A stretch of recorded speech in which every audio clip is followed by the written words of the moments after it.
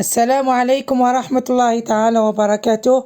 اليوم جبنا لكم طبق جديد اللي هو دولمة قرنون بشكل جديد، وما شاء الله راح تشوفوا الشكل الكامل راهو امامكم، وشوفوا الشكل تاعو.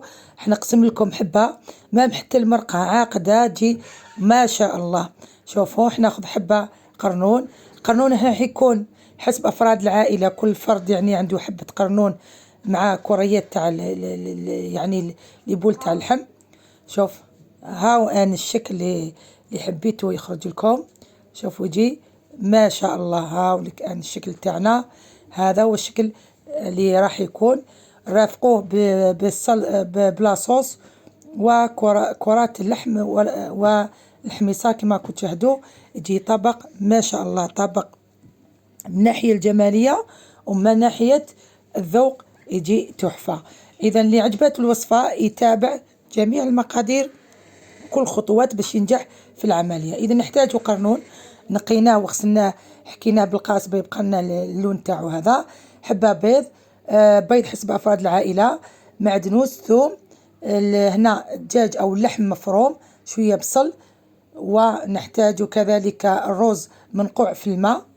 واللي يحب ما يحبش يدير رز يقدر يدير لا شابلور، يعني الخبز اليابس المرحي يعوضوه في مكان الرز. انا هنا نحب نستعمل الرز، قلت لي ما يحبش الرز يستعمل الخبز اليابس. اذا نعاود نديروا الكمية من اللحم المفروم، بصل، ثوم، معدنوس، شوية فلفل كحل، راس الحانوت، شوية زيت باش يخلينا اللحم طري، هذا اللحم تاعنا يكون طري. الزيت كما نحطوه لهنا نحط في المقلة او عفوا في الطنجرة اللي تكون نديروا فيها الملح ما نساوهش.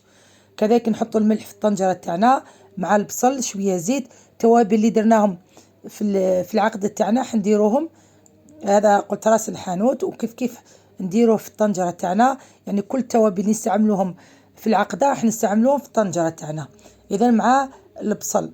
إذا هنا حنضرب حبة البيض ونبدأ نضيف غير بالعقل، احنا ما نضيفوش البيض ضربة واحدة، لأنه في بعض الأحيان نصيبه يولينا تولينا عقدة جارية ما نقدرش نتحكموا فيها. إذا هنا حنعجن، وبعد ذلك حنضيف البيض اللي خلطوه غير بالتدريج حتى نتحصلوا على يعني خليط يكون ماشي طري وإنما يكون متماسك. هاو الخليط اللي حصلنا عليه. ناخذوا حبات البيض نلوهم شوية بالخليط هذا، ونحطهم مباشرة، نثبتوها جيدا القاعدة تاعها في حبة القرنون، ونغلقوا الحبة جيدا بهذا الشكل. شوفوا إذا عندي الحبة الأولى حنزيد الحبة الثانية، ناخذ حبة البيض نغلقها بالخليط تاعنا، وبعد ذلك نجيبوا حبة القرنون ثبتوها جيدا ونغلقوا جيدا الجوانب، ما نخلوش البيض أصلا يبان. نغلفوا حبة البيض كله بالخليط تاعنا ونثبتوه جيدا في حبة القرنون. أنا حندير العملية كامل، قلت حيكون حسب أفراد العائلة. هاو البصل تاعنا قلنا شوية درناه في الحشو، وشوية درناه يعني درنا له الزيت، وكل التوابل اللي درناها في الحشو عاودنا درناهم في الاخرين في الطنجرة تاعنا. زدنا شوية كركم بتجينا المريقة صفراء، ثوم، ونخلط جيدا حتى يذبل لنا مليح.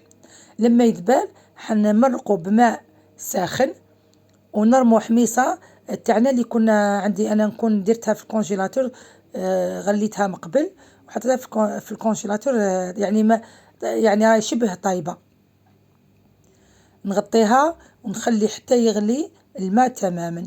بعد ما غلينا الماء كما كنت تشاهدوا، او غلت لنا لاصوص بدات تغلي، نحط اللحم تاعنا او القرنون تاعنا اللي عمرناه باللحم والبيض، ونحطه كامل، ونزيد نحط كرات اللحم اللي بقات لنا. احنا هذيك الكمية اذا ما بقات لكمش تستغناو عليها، اذا بقات لكم زيدوا ديروا كويرات كما شفتوني انا، ونحطهم في الجوانب باش يزيدوا طياب يطيبوا.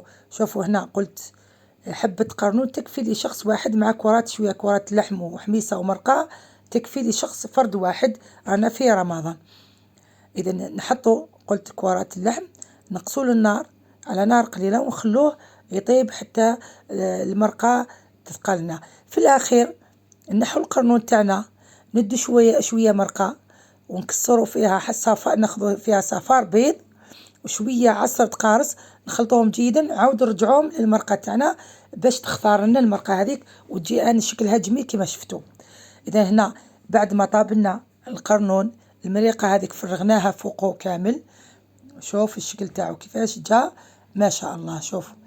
شوف المرقة، هاي المرقة بعد قلت لكم بعد ما يطيب لنا كل شيء نحو القرنون.